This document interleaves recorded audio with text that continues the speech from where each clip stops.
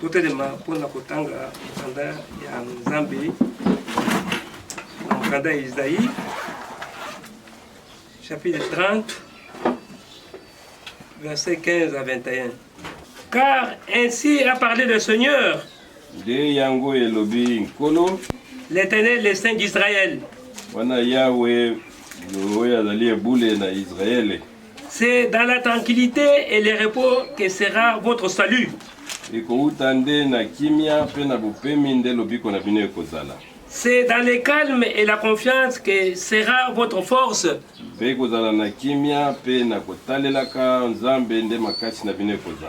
Vous ne l'avez pas voulu. Bino boye bolingaki yango te. Vous avez dit Bino bolobaki ete. non. Nous prendrons la course à cheval. Biso moko tokozwa bapunda na biso. C'est pourquoi vous fuirez à la course. Na ntina na yango nde bino bokokima mosika na oyo etali ntango bazali kolanda bino. Nous monterons des coursiers légers. Pe biso tokobongisela bino bato oyo bazali kokima ya mike. C'est pourquoi ceux qui vous poursuivront seront légers. Pe ba oyo oyo bazangi makasi bango nde bakolanda bino. 1000 fuiront à la menace d'un seul. Mingi bakokima wana ata moko azali kolanda bino. Et à la menace de 5, Pe wana ya mike soki bazali vous fuirez bino bokokima. jusqu'à ce que vous restiez. Ti na tsuka ete bino bosuka. Comme un signal au moment de la montagne. Pe bokoka kosuka lokola elembo bazali kotia likolo na ngomba. Comme un étendard sur la colline. Lokola oyo elembo batie na ngomba mokuse. Cependant, l'Éternel désire vous faire grâce. Wana nde nkolo aza na posa apesa bino ngolu. Il se lèvera pour vous faire miséricorde. Ye akotelema mpe akoyokela bino mawa. Car l'Éternel est un Dieu juste. Pona ete yawe ye azali nzambe oyo azali sembo. Heureux tous ceux qui espèrent en lui. Esengo na baye nyonso bazali kotalela ye. Oui, peuple de Sion, habitants de Jérusalem. Baye bavandi na Yerusalem. Tu ne plairas plus. Bino bokolela lisusu te. Il ne te fera grâce car tu crieras. Ya kosala bino ngolu ntango bino bokoganga. Dès qu'il aura attendu, Pe wana ye ayoki. il t'exhortera. Pe ye akozongisela yo eyano. Le Seigneur vous donnera du pain dans l'angoisse Wana nkolo akopesa bino mapa bona bozali kolenga. et de l'eau dans la détresse. Wana bino bozali na pasi. Ceux qui t'instruisent ne se cacheront plus, Pe oyo bazali koteya bino bakobomba na lisusu te. mais tes yeux verront ceux qui t'instruisent. Pe miso na yo komona ba oyo bazali kolakisa bino. Que tes oreilles attendront derrière toi la voix qui dira: Pe matoi na yo koyoka nsima na yo mongongo ezali koloba. voici le chemin, marchez-y, Tala nzela tambola. car vous irez à droite ou vous irez à gauche. Soki bino bokokende na liboko ya mobali to na loboko ya mwasi. Senga ngolu na nzambe mpona liloba oyo touti koyoka ya fungola biso mayele mpona kososola makambo tobondela. Bien-aimé Père Céleste, nous te sommes très reconnaissants pour ces moments bénis que tu nous accordes. Ô grand Dieu au ciel, c'est toi qui ouvres les entendements spirituels, que nous puissions comprendre ce que l'Esprit dit aux assemblées. Et qui nous a donné des promesses. Jésus-Christ Seigneur qui a souffert, qui était un sacrifice d'une agréable odeur, afin que toutes ces promesses soient oui et amen en Jésus-Christ, et dont l'ultime est ton retour que nous attendons, et que nous aimons aussi cet événement. Nous sommes réunis ici, Seigneur, en ton nom. Comme tu as dit, 2 ou 3 régnants en ton nom, tu es au milieu d'eux. Parle au milieu de nous, Seigneur. Conduis-nous dans ta grâce, dans le Saint-Nom de Jésus. Amen. Amen. Wana nkolo azali koyebisa bana Israël ete makasi na bino ekozala tango bino bozali na kimia. Tango bino bozali na confiance totale na Nzambe. C'est là votre force. Tina koyima ima ezate. Amen. Nzambe apesi biso ba promesse ebele. Mais tozala excité te. Ke kozala ndenge nini. Ekosalama ndenge nini. Ekoleka ndenge nini. Nzambe ye moko ayebi azali kokokisa makambo nyonso na ntango na ye. Amen. Au temps marqué, Dieu accomplira toute sa volonté. Dans verset 16, il y a Isaïe 30, Babi Yango elobi Yahweh, où azali boule na Israël, les saints d'Israël. C'est dans la tranquillité et le repos que sera votre salut. Amen. C'est-à-dire, nakozala kimia. Pe, botiki nyo se pa inaye. Yango yeso yakolo bete, venez vous tous qui êtes chargés. Boya na mikumba nyo se pa inaye. Ba problème nyo se boya na ngwe pa inaye. C'est dans le calme et la confiance que sera votre force. Amen. Wana bino bozali na kimia, mais vous allez confiant na Nzambe kotalela ye nde makasi na bino ekozala. Boyebi ete Nzambe apesi biso liso elaka ke oyo esalamaki na ntango na Eliya yango mpe kozonga na ntango na biso oyo. Soki totangi kuna na mokanda ya 1 Roi chapitre 18 parti ya 32 à 39 azalaki kuna na montagne ya Carmel po ete Nzambe asala différence entre baoyo ya ye basali na ye na baoyo bazalaki kosalela un Dieu inconnu, bazalaki kosalela le Dieu de cet âge mauvais. 1 Roi chapitre 18 à partir du verset 32, Bible lobby, et il bâtit avec ses pierres un autel au nom de l'Éternel. Basalaki etumbelo moko na kombo na nkolo. Et il fit tout autour de l'autel une fosse de la capacité de 2 mesures de semences. Puis basalaki zinga zinga ya libulu wana oyo libulu ezalaki à peu près à 2 mesures, to doit 2 mètres. Na kati na yango babongisaki mabanga, babongisaki biloko kosala nango sacrifice, c'est-à-dire ba taureau, pe batiaki yango na katikati na esika wana. Pe Eliya ayebisaki bango ete botondisa mai, bobwaka likolo ya etumbelo oyo, pe na bakoni. Abi bosala yango lisusu deuxième fois. Basali yango lisusu. Abi bosala yango so troisième fois. So tokomi na verset 38. Biso toyebi lisolo wana na 1 Roi 38. Tobayina na verset 37. Kula lobi, réponds-moi l'Éternel. Eli alobi ete tika tozongisela ngai eyano. Afin que ce peuple reconnaisse que c'est toi l'Éternel qui est Dieu. Natine te ba liboto eso solete yonde ya ozali Nzambe. Et que c'est toi qui ramène leur cœur. De yonde ozali komema mitema na bango. La Bible dit, et le feu tomba, et le feu de l'Éternel tomba, et consuma l'Holocauste. Pe moto na Yahweh, eutaki likolo, ekwei, pe etumbaki. O nyonso yo, batiaki comme mbeka. Les bois, les pierres et la terre, il sauva l'eau qui était dans la fosse. Et memaki nyonso. Quand tout le peuple vit cela, ils tombèrent sur leur visage. Wana babota nyonso tango bamonaki yango pe bakwei na makolo na bango et dire pe balobi ete c'est l'Éternel qui est Dieu. Amen. Tatoli ete Yahweh nde azali Nzambe. Yahweh nde azali Nzambe. Oyo elekaki na ntango na Eliya na Mont Carmel, il y avait au moins bato ebele basali na Nzambe basanganaki ebele mpona koloba ete biso tozali na eloba na Nzambe ndenge ezali lelo oyo. Tout le monde ce qui fait bon lui semble. Amen. Mutu na mutu azali kotatola ete ngai nazali na Nzambe. Mutu na mutu azali koteya ndenge alingi. Mais il faut esala ete Nzambe asala différence. Bible veut que vous verrez de nouveau la différence entre ceux qui servent Dieu et ceux qui ne le servent point. Oui, tu as un mois, oui, mois et avril. Et le 3 avril, le lot. Le 2 avril. Témoignage de Zamakasi. Le 2 avril, journée aux Zamba et Bissagin de Konabise Wild France. Je t'enverrai dans d'autres villes. Amen. Amen. Bamboka mususu pour prêcher ma parole. Kuba misuna kuba bota makite. Moi pona nini Nzambe azosala ke tokoka kuzala presete. Imaginez na le 2 avril wala tango batinda kié.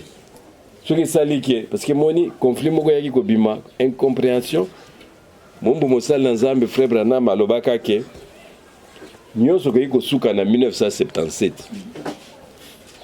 Imaginez que na kati na biso tamso na 1977 babota makite que Yesu akoya memi bato akei mais bato ba comprendre que était Bible non naza ko estimer que kozala nazo présumer moko ndenga lobaki to ba Bible uza ko présumer c'est-à-dire que ekoiko koma pe ekoiko koma te Abipe na 77 ans ko iko leka.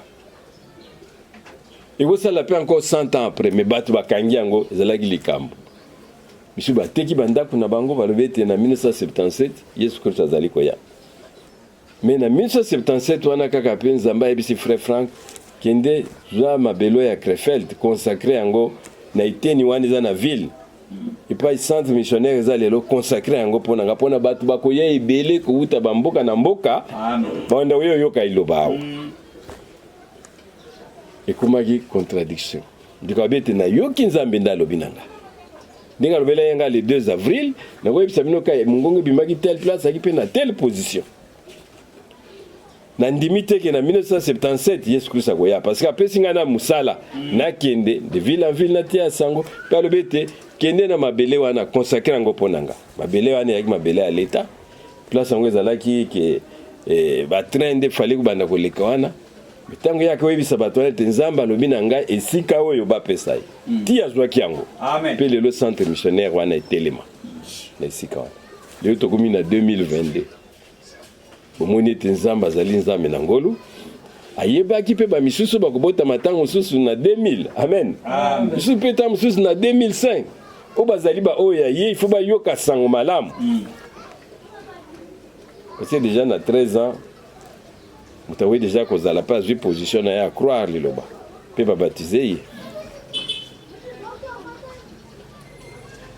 Alors imaginez que soki Yesu ayaki na 1977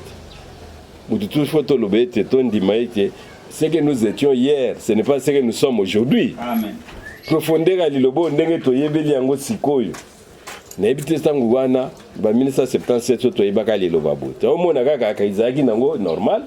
Mutaya ebisi bino sitina na Yesu Kristo azongi mais non il y avait une profondeur. Amen. Fallait to koka kozala encore purifié. Zambé a justifié biso a sanctifié biso encore par l'eau de la parole. Tout côté on a profondeur parce que l'éternalité à toyo kaka ceux qui oza o na nzamba ko yokete nzamba solo na quelque chose amen ceux qui oza o ya nzamba te lobake peut-être que nzamba yebaki ote mais na l'éternité nyonso Dieu nous révèle quelque chose de profondeur amen amen et 77 eleki mais le 2 avril 1962 depuis commission et puis ça me l'a dit frère Frank il est l'autre commis pratiquement 60 ans des ministères. Mais Nzambe azosala nini jour le jour azako benga ba oyo yayi. Parce que c'était un appel à sortir. Quand le dernier sera appelé à ce moment-là, amen.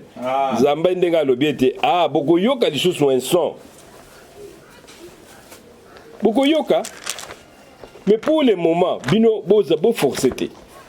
Que non frère François nenge saliboye to kene na mangenge jeune ya 40 jours pour ne nzamba sala habiter alors bien non car ainsi parle le Seigneur l'Éternel le Saint d'Israël c'est dans la tranquillité et le repos que sera votre salut c'est dans le calme et la confiance que sera votre force bon mitungi samate oh non ce que ils ont mis là parce que tamzo ndeko frère François oh tamzo ndeko boalo ezaka ndengwana quand il y a des problèmes des tumultes babandi ko accuser le tel nzamba lobete tout se fait à son temps amen boze la kaka et kokokisama il y aura un mont Carmel où Dieu doit faire la différence entre ce qui sert Dieu et ce qui ne le sert point et depuis wana pe makamwa ndenge na ndenge ko ba enseignement yango lelo eleki 2022 onyo surtout ba tchaki espoir na 1977 ke so akoya au moins neti bazali desi oui to côté la enseignement sur les 7 tonnerres car na message ye kokota makambo ekomami na Bible te les 7 tonnerres ne sont pas écrits dans la Bible amen mais le Seigneur a dit prêche la parole amen Timothée 4 et logo nyo dans la Bible te to côté yango te trop d'enseignements et il fallait que le Seigneur a nettoyé toute cette confusion na nyo surtout suka tika ki yango to bete nzamba ko iko sele RRT oui moi que monte butaki likolo et kwei na se et tout le monde a vu et bah tu vas reconnaître que nzamba eli ayenda zanzamba amen et le Seigneur va faire la différence tout kende na lola tiso tuza baptisé du Saint-Esprit non non il doit nous baptiser du Saint-Esprit du feu comme au commencement amen et il le fera c'est vrai Mais sois tranquille. Qu'on fabrique. Parce que le gognon se fabrique et goya ou lukelo makam. Voilà. Tala union va fabriquer qui ba miracle, le kola oyo ba bezo kende bana église ba sa biloko loka ba idingwe ba sala ka tout ça. Et comme li bango ngambo. Ils ont produit en Ismaël quelque chose de très méchant. Oui. Et oui, ko balukela yo. Par fabrication nyonso et goya à la fin ko tourner. Tala ndenge ba komi. Maintenant la ville il n'y a plus de parole. Il y a seulement la parole là où Dieu a révélé son nom. Amen. Et vous verrez que tout celui qui est de Dieu, il va sortir de la confusion. Les promesses, et puis ça mais beau forcété. Tout se fera, accomplira à son temps. Maintenant, dans Isaïe chapitre 21, la Bible dit, vos oreilles, les oreilles entendront encore derrière toi la voix qui dira. Amen. Amen. Je vois tout le temps qui psaume 97, c'était plutôt psaume 77, là où David a dit que makambo mineno nzamba salabiti. Quand j'ai pensé, oui, psaume 77, la verset 4, ce n'était pas psaume 97, non, psaume 77. Là, il pensait dans makambo mineno nzamba salaki. Psaume 77 au verset 4. Je me souviens de Dieu et j'ai gémi. Abinazo kanisa nzambe pe nazaliko milela. Je médite et mon esprit est abattu. Tant on a zali ko kanisa molimo na ngai ezali susu ko mibukana. Ti mes paupières, qui tient mes paupières en éveil. Wana misu na ngai zali ko lalate et dans mon trouble je ne puis parler. Je pense aux jours anciens. Amen. Amen. Aux années d'autrefois. Je pense à mes cantiques pendant la nuit. Abete ndenge zalaka kala. Tant même nazako la mukana butuko yemba. Je fais des réflexions au-dedans de mon cœur et mon esprit médite. Azako kanisa. Le Seigneur rejettera-t-il pour toujours? Ne sera-t-il plus favorable? Sa bonté est-il à jamais épuisée? Sa parole est-elle anéantie pour l'éternité? Dieu a-t-il oublié d'avoir compassion? A-t-il dans sa colère retiré sa miséricorde? J'ai dit, ce qui fait ma souffrance, c'est que la droite du Très-Haut n'est plus la même. Ici, il méditait. Makambo yo lekaki kala. Pourquoi ils ont gâté? Prenez les actes des apôtres. Parce que la Bible les a l'histoire, les a livre histoire. C'est une réalité. Amen. Bato batangi mingi lelo bazolo bono. Makambo Adam na Ève zalaki ba fable. Des grands docteurs dans des grandes églises. Tababi fable zelo comme fabriqué. Et ça fabriqué, c'est une réalité. Alléluia. Amen. Si cette terre y avait existé quelqu'un qui s'appelait Adam, il y avait une femme qui s'appelait Ève. Ezali histoire te. Oui, puis même ceux qui totali na où les kaki na jardin d'Éden. Révélation ana Zambenda pesa qui William Branham. C'est la réalité. Et l'on les kaki na jardin d'Éden. Mais les lobas bazolo qui va le but non tout ça bah faut comprendre en côté. Quand on parle de fruits, quand on parle de ceci, non, ils ne peuvent pas voir les discernements. Amen. Ça c'est une révélation. Amen. Dieu restait avec l'homme. Il y avait Adam, Ève, c'est une réalité. Et tout le monde a été bisogno surtout au bout de wana ya Adam. Yenda za patriarche na biso. Dans Apocalypse chapitre 21 verset 3, la Bible dit voici l'habitation de Dieu avec les hommes et il habitera eux-mêmes avec eux. Ils seront son peuple, Dieu lui-même sera avec eux, leur Dieu. C'est-à-dire tango makamune se gozala et ceux qui s'ont mis zamba ko zong septionné dans le jardin d'Éden. C'était habitation moko où Dieu restait avec l'homme. Dieu venait chaque soir à la bango communier avec eux. Amen. Ils étaient là, dans le jardin d'Éden, pas ces alakités et l'eau qu'ils alakités. C'est vrai. Mais ce qu'on a dit dans Ézéchiel 28, au moment où Satan était précipité de la terre. Azaki déjà dans le jardin d'Éden. La Bible dit, toi qui étais en Éden, Satan était déjà là, mais Satan était un esprit. Satan y a possédé, il y a des gens possédés. Jésus a chassé qui milimu pas ya muto azali na milimu ebele atindi bango na bangulu. C'est-à-dire milimu mabeko okota na muto okota pe na nyama. Oui, amen. Au moins muto liboma, c'est normal azana liboma tango benga na mulimu ne kif si weke de quelque part. Oui. Et qui okota ta mususu na muto mususu ta mususu na nyama. Awa Yesu Kristo ngabengani milimu mabe bakimi babitiko tika biso boite tinda toke na tana bangulu. Ils sont entrés là-bas. Et c'était la même chose. Et mon celui ici ils allaient tina na chute kokweya na mutu et mon sema qui déjà débandeli. Prophète ba bénédiction ni nzamba pesi biso na Golgotha ba promesse ni zali oui amen na musalo Yesu sala na Golgotha. Amen. Donc toujours la paix mon Carmel fait salama. Où Seigneur doit faire descendre son feu. Les gens doivent voir la différence entre ceux qui servent Dieu et ceux qui ne le servent point. Amen. Différence on a fait ça. Kala mingi te mabime bomi denga bomi dire ko ça la nite. Mais oyo ezali fable te. Nzamba zali ko bika na bana na ye katikati na se oyo. Et Bible lo exhibition était tango ba koyaki. Soko tali même na Genèse chapitre 3. Bon l'exception de chite salamaki. Zambé fallait maintenant ameka ko récupérer mutu. Parce que Satan quoi qu'on dit matin que tous à à l'aise à utiliser ce koyo entre mutu na nyama et na makaku y avait cet être là mutuana nyama moko bazaye ko benga serpent. Amen. Amen. Il faut croire comme dit l'écriture. La Bible dit que les serpents parlaient. Il était debout. Debout, à Télémia, c'est ce qui dit la Bible. Les affables étaient. C'est écrit dans la Bible. Amen. Et un esprit ne peut pas communier. Mari de nuit. Non, il faut à côté quelque part. Amen. Amen. Amen. Les mauvais, c'est celui-là qui va suivre ta femme. C'est le monsieur qui est à côté.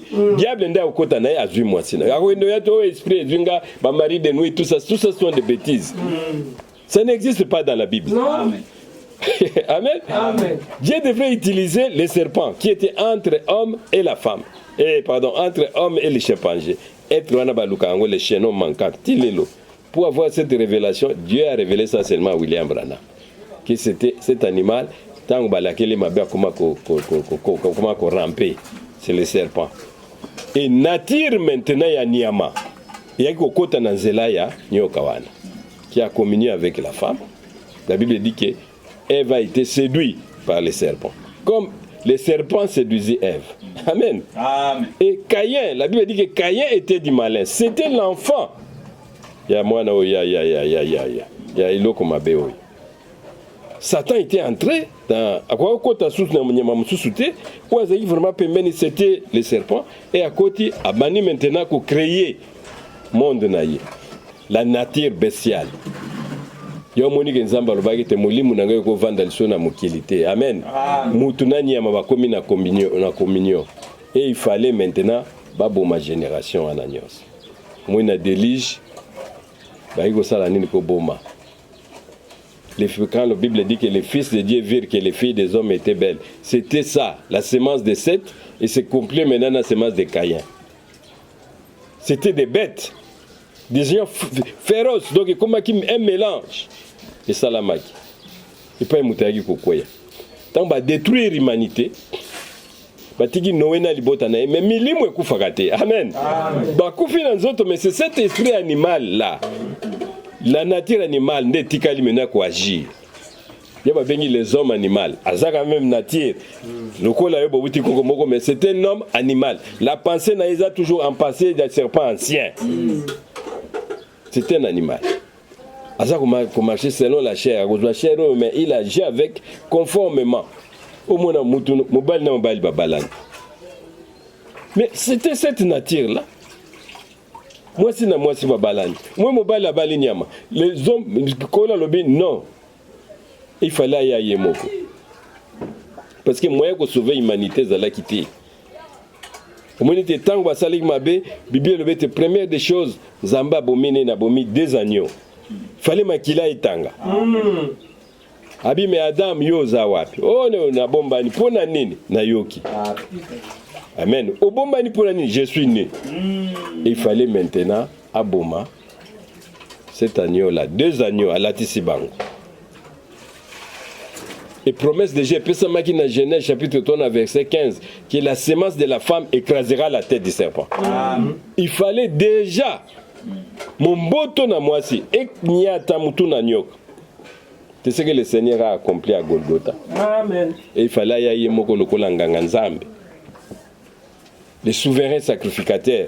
Tango Jean monaki à la kisi batu Yesu Christ avait été voilà l'agneau de Dieu qui ôte le péché du monde. Amen. Moi na mpate oyo azali kolongola masumu na mokili. L'agneau de Dieu. Le véritable agneau, c'était Jésus-Christ. Amen, amen, amen. Et tout le monde qui était, il est semblable à qui a Melchisedec, qui était un souverain sacrificateur. Melchisedec était semblable à un fils de Dieu. Un sacrificateur. Il fallait nganganzambe moko aya pour na kosala musala oyo. Ko récupérer biso na shito oyo. Moko ozaki koko na biso asala ki mabe, biso nyoso toaki tomber, bible était tous ont péché. Olingo lingate déjà péché à Adam. Tango botami ozana yango. Voilà. Ils sont condamnés. Nous étions tous condamnés. Mais le Foucault, quand futa ou botami nanzela nanzoto, tu es déjà condamné. Amen. Et il fallait un second Adam. Le dernier Adam devrait venir. C'était Jésus-Christ lui-même. Et il fallait Aya en tant qu'agneau. Aya en tant que souverain sacrificateur. Nganganzambe munene. Pour nous racheter biso. Mukanda ba Hébreux chapitre 9. Voilà maintenant l'importance de la rédemption. Hébreux chapitre 9. Le verset 15. Bible dit c'est pour cela qu'il est le médiateur d'une nouvelle alliance. Natina nango ye azali médiateur. C'est-à-dire azali kati. Na biso natina oyo ya koyokana na sika. Afin que la mort étant intervenue pour les rachats des transgressions commises sous la première alliance, ceux qui ont été appelés reçoivent l'héritage éternel qui leur a été promis. Amen. Masumo isala magina kala. Il fallait maintenant aya en tant que souverain sacrificateur. Yemoko pas à la sacrifice. La Bible dit qu'il a été blessé pour nos péchés, brisé comme pour nos iniquités. Le châtiment qui nous donne la paix est tombé sur lui. Par ces mercredis, nous avons été guéris. Agnokwami, Abetami, Bible dit qu'il était obéissant jusqu'à la mort à la croix. Il fallait maintenant Akitana Kunda pour aller aussi prêcher aux esprits en prison. 3e jour après, la Bible dit qu'il était ressuscité. Amen. Amen. Ya c'est quoi qui? Témoin de Jéhovah mingi balubazwa koloba balobi ote non tangu makila na Yesu Kristo esopana keza susu na tina moko te. Non. Ya zala kinganga nzambe. Oui. Na tangu nakala ezaine makila il fallait ndeza présenter sur l'autel. Amen. Amen. Tangu ya c'est quoi qui wana? Il fallait que ne kokokisa musala na ya kinganga nzambe. Toza la pardonner makila na bachango likolo na mbeka. Dans Jean chapitre 20, dans verset 16. Jésus lui dit, Marie. Wana utiko c'est quoi? Aebisi Marie. Elle se tourna et lui dit en hébreu, Rabouni. Yé, atalisima, palobi, onkolo, c'est-à-dire maître. Et Jésus lui dit, ne me touche pas, car je ne suis pas encore monté vers mon Père. Amen. Pour être ngaïna, nous n'avons pas yatata nangaïté. Parce que tant que vous c'est quoi, à côté de Marie, Marabi Kosimbangate. Abisi Marie Kosimbangate. Il faut na kende. Parce qu'en tant que Nganzambe, il fallait amata. Azwa makila wana achana etumbelo. À traverser le sanctuaire céleste, tina propitiatoire, azwa makila acha. C'est-à-dire, au moni entre tant yoyo Yesu Christ akutana na Marie, pena pourquoi akutana na baye kona linaye. Qu'est-ce qui s'est passé là? Il y avait un temps qui était passé. Mais alors, awa kosimba ngaite. Mais tant que yeko kutana na poko na ba yeko linaye alobi ngai yoy. Toma kuta ya bi toma tia maboko na ko simba ngasi koy. Là il fallait déjà maquiller za la likolo na mbeka. Parce que Nzambe azali omnipotent, azali omniscient, azali omniprésent. Ko zala na yawa azali pe ko sala na lola kuna. Mais Bible bete il est monté. Cette montée c'est pour aller placer abi. Tant que je lui dis ne me touche pas car je ne suis pas encore monté vers mon père. Mais va trouver mes frères et dis-leur que je monte vers mon Père et votre Père. Amen. Vers mon Dieu et votre Dieu. Là maintenant, montez oyo akeina makila pona kotiango na propitiatoire. Atika ngo likolo na mbeka. Mina ngai na yo tozala libéré. Amen. Baye ko libazala libéré. C'est-à-dire point de condamnation pour ceux qui sont en Jésus-Christ. Amen. Il fallait silisa musala na ya kinganga nzambe. Aza makila oyo amatana yango atiango na etumbelu et maintenant makilo ebanda koganga plus que le sang de bête, plus que sang d'Abel, grâce, grâce, grâce. Amen. Ngolo likolo na ngolo. Ensuite il est revenu. Pona maintenant ko continuer mission na ye na seo. Amoni sami na bango, sima déjà kotika makila na ye. La Bible dit 40 jours avant na bango ko solo na bango, mais déjà il est monté, le sang était sur le propitiatoire. Oui. Et c'est là que nous avons reçu la bénédiction de Golgotha. Amen. Amen. Amen. Kuna na etimbelo mutakwe ko tangelo suma bezalité. Le Seigneur a payé son prix, il a déposé sur le propitiatoire et c'était le sang de Dieu vivant. Amen. Et peut dire maintenant point de condamnation. Et maintenant ba ko senga biso seulement o ezali grâce ezani ni kondima musalo asaila na Golgotha. Amen. Kondimete makila one sukaki na sete mais vandi kuna za kubelela ngolu. C'est ça le prix qui a été payé. Parce que la vie est dans le sang. Amen. Bon moyeza na makila. Et c'est ça a été répandu pour plusieurs. Et c'est ça a été et même mama qui tina propitiatoire. Et quand il est monté entre lycée Kwanaye, nako ya okuta na bapotre, il fallait asilisa musala wana. À ce moment-là, mutoka ko simba été. Ne me touche pas. Amen. Amen. Comment ça n'avait pas inanga été? Parce que maintenant, c'est un sacrifice qui doit être placé devant Dieu. Et tant que asilisi musala na ye nganga Nzambe, il est encore redescendu. On peut avoir beaucoup de venues de Jésus-Christ. Il y a plusieurs venues, mais un seul retour. Zamba ko salo grâce pour mon Jésus. Mon frère Brennan, mon acquier. Mais c'était une venue. Mais quand on parle d'un retour, vous allez causer les agambala moko, où il viendra prendre de tout le monde. Comme la première venue, il y a Christ dans Zoto, il y a qui pona asili samusala na ya kinganga nzambe. Atiango nambeka. C'est un sacrifice qui a été déposé. Maintenant, à quitter, il peut faire d'autres choses. Mais le sang était déjà là. Tant que Thomas Koutaïna ye, Thomas tu peux me toucher maintenant. Voilà. Mais il fallait d'abord Moussala ici là. Amen. Et ne vous considérez plus comme des pécheurs. Amen. Croyez que vous êtes délivrés au nom de Jésus-Christ. Amen. Amen. Donc tout a été prié et prêché, payé à Golgotha. Et le sang, jusqu'aujourd'hui, Bible bête, Makila a-t-il les assire les propitiatoires. Quand on donne, on cite ton nom, Makila a le grâce. Amen. Et pensez à c'était Ezali. La Bible dit à combien plus fort des sang de Christ. Amen. Qui par un esprit éternel vous purifiera-t-il des œuvres mortes afin que vous serviez les dieux vivants. Et ce Makila là, c'est notre billet. C'est notre victoire. Amen. Et nous sommes libres. Quand on parle de la bénédiction de Golgotha en Jésus-Christ, c'est ça. Croire que tu as été, donc, condamnation n'avait allé déchirée. Voilà. Tu es acquitté, tu es justifié. Le Seigneur a tout pris. Nous sommes libres. Amen. Un prix a été payé. Et Jésus-Christ était lui le sacrificateur. Et Bissopé, il faut tous utiliser comme un sacrifice. La Bible dit qu'il a fait de nous des rois et des sacrificateurs. Amen.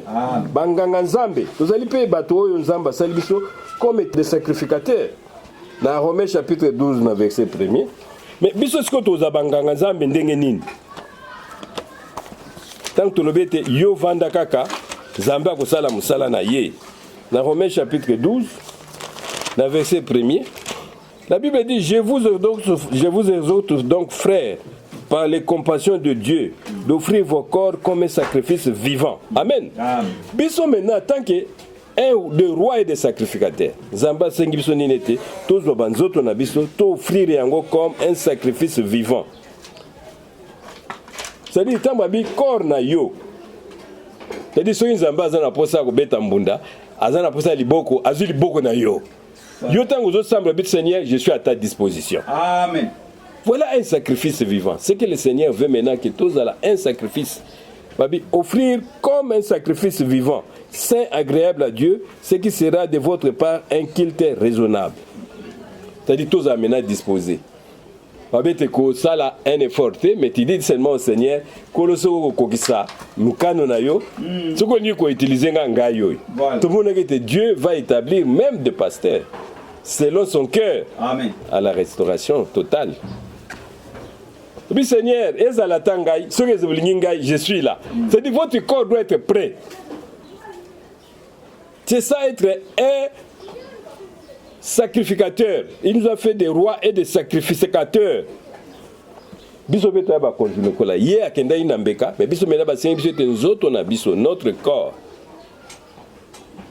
Alléluia. Amen.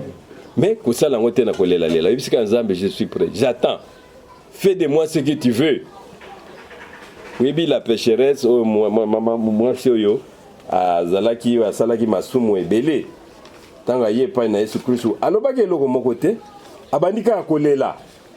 cette femme n'a fait que pleurer.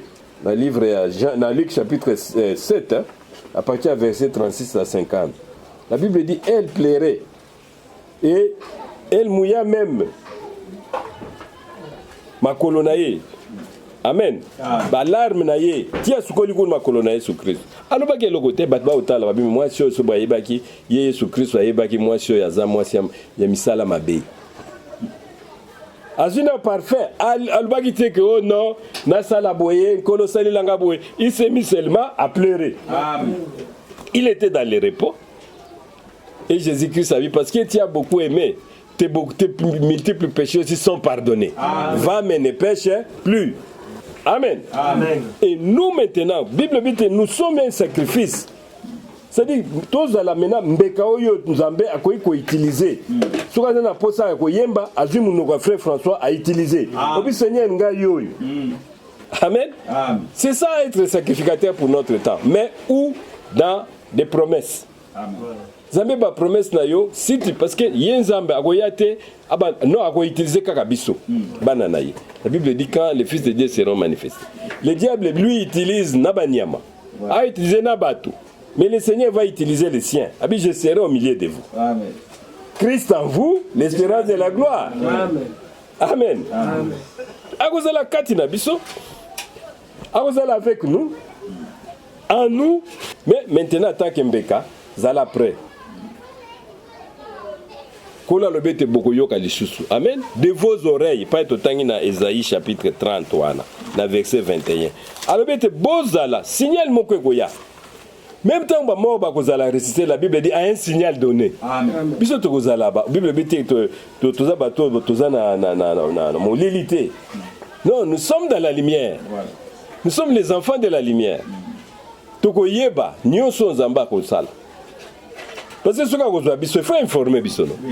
Ceux qui t'ont vous entendrez encore. Aïe, frère Franck, allez.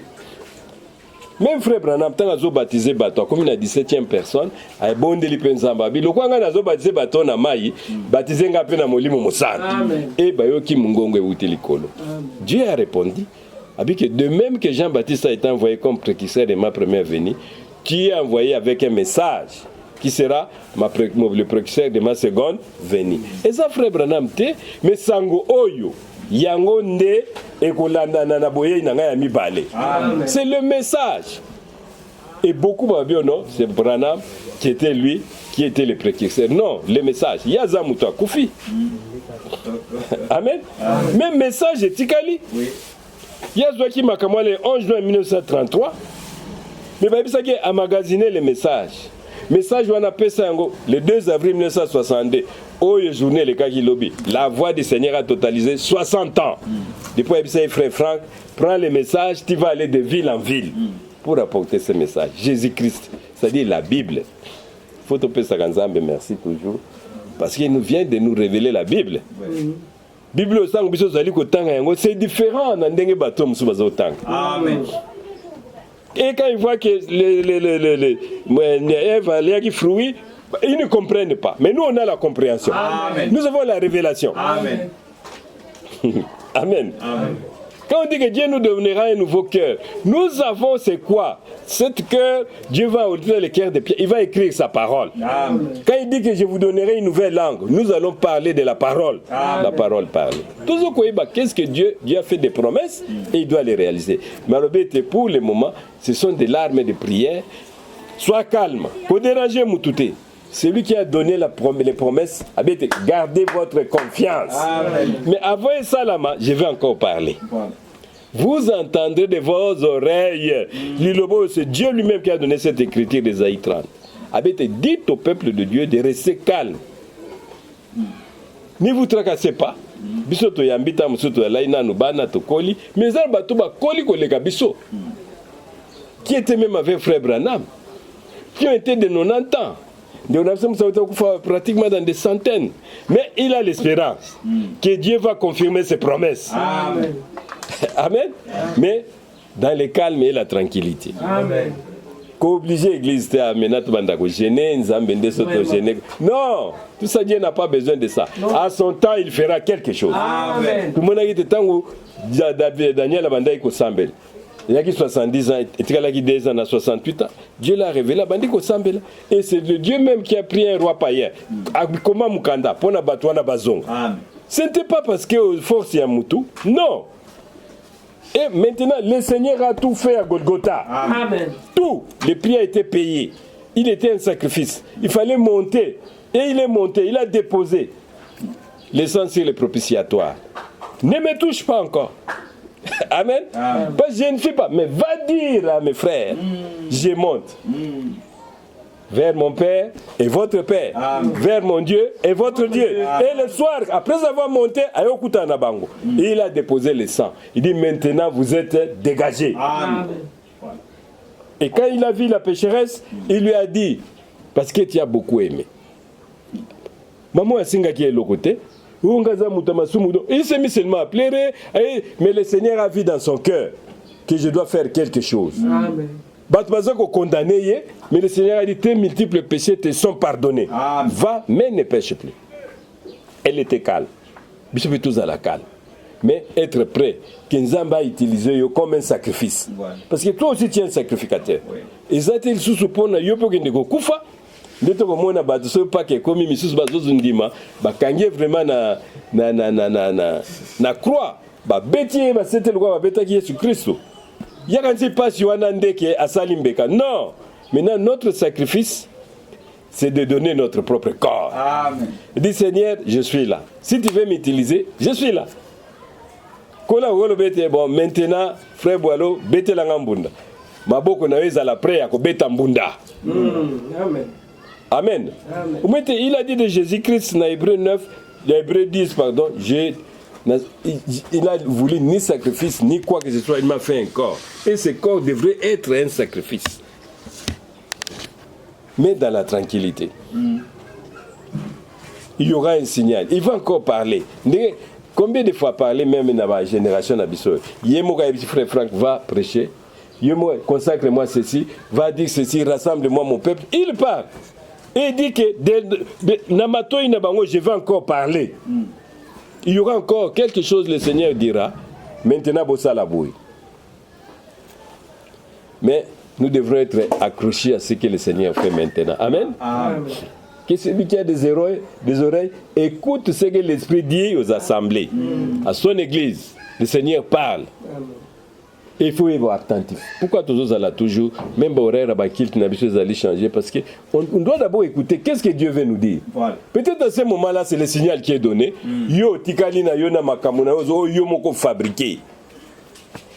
Amen. Tout ce que tu as fabriqué toi-même, et que ça le mouboulou. Voilà. gardez votre confiance. Soyez calme, soyez en repos, mais soyez des sacrifices. Amen. Vous allez prêt que le Seigneur va nous utiliser. Il y aura encore un mont Carmel qui va arriver. Le feu de Dieu doit descendre. Dieu doit faire la différence entre ceux qui servent Dieu et ceux qui ne le servent point.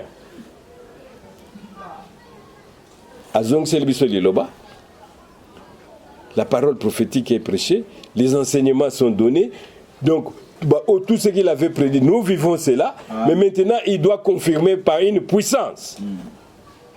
Et où est consumé et tombé.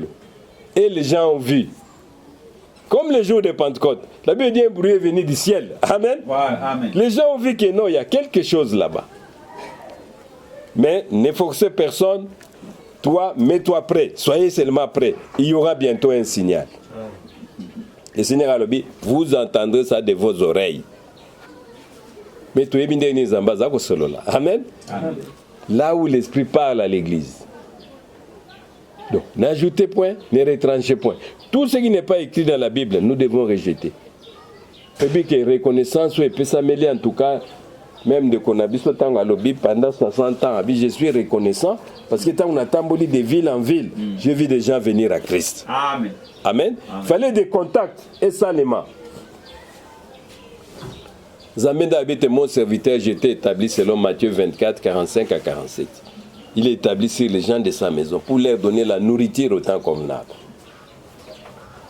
J'ai vu les gens venir à la parole. Et ça, sous tes tokens na crefel, pour le moment, à partir de on peut écouter le message. Amen. À partir de l'assemblée, nous vous écoutons le message. Maintenant, nous pouvons être... Nous avons maintenant de l'harmonie. Amen. Amen. Et nous qui étions en harmonie avec la parole et Dieu l'a pris. Amen. Ça, c'est la première des reconnaissances. Plusieurs sont venus à Christ. Nous avons des frères en Allemagne, nous avons des frères à Londres, nous avons tous ceux qui croient comme disent les Écritures. Et quand le Seigneur fera tomber la pluie de la première et de la dernière saison, la Bible déclare que nous serons tous ensemble et unis dans un seul lieu. Mais douleurs, ce sont des interprétations. Amen. Des interprétations. Les fausses doctrines, va créer des doctrines dans Bango. Des fausses doctrines. Mais ce qui est bien, Dieu nous a épargnés. Amen. Dans Apocalypse chapitre 1, au verset 3, heureux celui qui lit et ceux qui entendent les paroles de la prophétie et qui gardent les choses qui sont écrites. Amen. Amen. Car le temps est proche. Seulement ce qui est écrit. N'allez pas au-delà de ce qui est écrit. N'acceptez pas ce qui n'est pas écrit dans la Bible. Le message doit se retrouver dans la Bible. Si un véritable prédicateur prêche Jésus-Christ avec la Bible. Amen. Amen. Avec les Écritures. Dans Apocalypse chapitre 22, à partir du verset 18, il dit, je le déclare à quiconque entend les paroles de la prophétie de ce livre. Si quelqu'un y ajoute quelque chose, Dieu le frappera des fléaux décrits dans ces livres. Et si quelqu'un retranche quelque chose des paroles du livre de cette prophétie, Dieu retranchera sa part de l'arbre de la vie et de la ville sainte décrite dans ces livres. Amen. C'est-à-dire, n'ajoutez rien, ne retranchez rien. Pour la bénédiction à Golgotha. Et croyez de tout votre cœur qu'à Golgotha, le Seigneur nous a délivrés. Totalement. Notre condamnation a été déchirée. Le prix a été payé. Amen. Nous sommes acquittés. Amen. Toi, vous êtes acquitté. Ah, Moutou Azaliv totalement libre. À quoi ça l'eau est aligné? Attends, tu vas le baguer qui a condamné, mais bien que le bête sali et l'eau comme côté. Vous êtes libérés. Ou reprendre des activités. Amen. Vous êtes libres. Et le Seigneur veut nous ramener encore. Tous dans le jardin d'Éden. Là où il pouvait descendre. Kusulu anabiso. Tout le monde qui a été posé à Nzamba Zalana, fils et des filles de Dieu qui vont vivre éternellement. Ils vont vivre seko na seko, na présence naïe. Et le diable, Bible sera détruit. Il n'a pas la vie éternelle, il va disparaître. et nous allons vivre une vie de bénédiction dans sa présence. Amen. Il n'y aura pas de maladie, il n'y aura pas de ceci, il n'y aura pas de conflit. Quand il y a un conflit, une guerre, c'est lui Satan le diable. Il sera anéanti. Amen. C'est-à-dire, oubliez. Il n'a pas de vie éternelle. Lui, il n'a pas de vie éternelle. Quand à un moment donné, ils vont disparaître. Il n'y a que ceux qui ont reçu l'évangile et qui ont reçu la parole, ils auront la vie éternelle. La vie éternelle n'est que dans cette parole. Que Dieu vous bénisse. Amen. C'était un jour merveilleux. Oh, il faut tourner ça. Donc, ici 60 ans quand tu es dans le ministère. Monsieur, vous n'avez pas de temps, mais il faut me merci. Parce que vous avez battu en 1977 ans, vous avez ça allait être comment? Nous avons battu à Longoli depuis 1977. Mais c'est grave. Parce que vous avez battu, oh, nous avons vous allez terrible. Amen. Amen. Que Dieu vous bénisse. Amen. Dans le Saint nom de Jésus. Amen. Amen.